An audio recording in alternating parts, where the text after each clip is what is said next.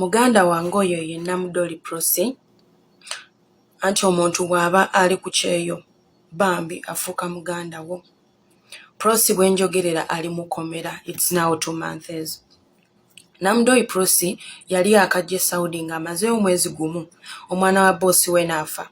Omwana wa boosi we yafa, boosi we yagamba nti Prosi yamusse, era Prosi bamukwata ne bamuyingiza komera e Saudi. Ali mukomera now 2 months.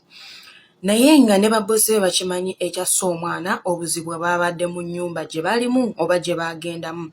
Ekyatta omwana nabo tebakimanyi, naye ye omukazi boosi wa Prosi yamuwayiriza nti yasse omwana.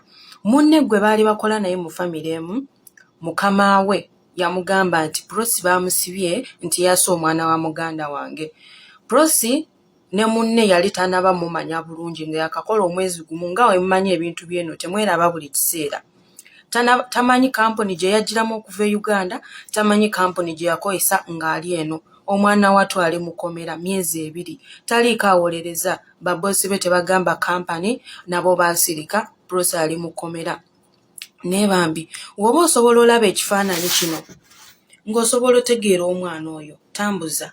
At least kampuni ye gy'alimu e Saudi emanye ebyamutuukako, oba kampuni gy'akozesa okuva e Uganda emanye ebyamutuukako. Bambi tuleme kubeera selfish. Abaana abatu bafiiridde mu bulamu nga tetumanyi, mutegeera nga bamaze na kufa. Ali mukomera, taliko awolereza. Bambi nze nava Uganda nga tebankubye kayiso ka COVID-19. Naye nga bw'omanyi nti kampani ze Uganda tuba tweyiya yatukolera obupapula bu certificate obulaga nti batugema. N'omulala n'akugamba nti ye yavaayo ng'alina akayiso kamu, ne kampani nemukolera ka certificate akalaga nti bamugema n'amalayo, n'asobola okujja wano e Saudi okweyiya. Ne kati bw'atuuse wano ku baboosi be bamubuuza nti bakugema n'omalayo buyiso bwonna, naye agamba nti iye olw'okuba nti ayina ensonyi tasobola bagamba amazima, atya okuswala. Kati ate abamu abalina baboosi abalungi bali mu kubatwala nti babafunyise akayiso ak'okusatu kayite booster. Abamu abalaga nti bafuna akayiso akasooka, kati esawa zino bali mu kubatwala bafune ak'okubiri, kyokka nga in the real sense akasooka tebakafuna. Kakati kambabule ba mikwano, mwawule ku mirimu, mwawule ku ssente n'obulamu, temubuzanyiramu. Obulamu tebuzanyirwamu.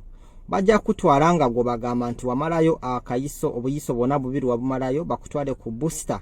Bajja kukuba eri eddagala lisange nga mu mubiri gwo tulinamu yadde akayiso n'akamu, ojja kufuna obuzibu. Nawe kennyini gwe bakuba akasooka nga ak'okubiri tewakafuna, gwe n'ojja ng'olina akapapula kalaga nti wakafuna, ojja genda bakukube ak'okusatu kayite booster kasangemu kali akamu, obulamu bwo ojja kuba obukosa. Ffenna tukimanyi bulungi nti mu bintu eby'eddagala okufuna overdose oba underdose kintu kibi nnyo, kikosa obulamu. Ndowooza n'abasawo bakibagamba. Sono saagala obeere ng'oli owa kiwaani gwe baziika nga alaba, gwe baziika nga atunula nti nswadde okugamba okwogera nti mbadde sinafa, mbadde mbalimba.